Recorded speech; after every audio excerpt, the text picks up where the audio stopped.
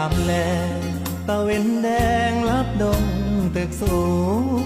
ใจลอยอยู่ในเมืองกรุงไปถึงทิวทุ่งท้องนาคือทอดแม่พ่อสำบายบ่น้อ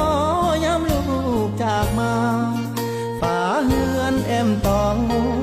ยาหลับตายังจำฟังใจ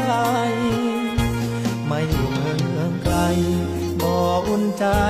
คืออยู่บ้านเฮาหาปลาหน้าหวานเกี่ยวข้าวของขึ้นเหล่าลาบผง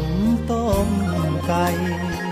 หนาวหมอกจางจางไอดินกลิ่นฟางยังค้างในใจ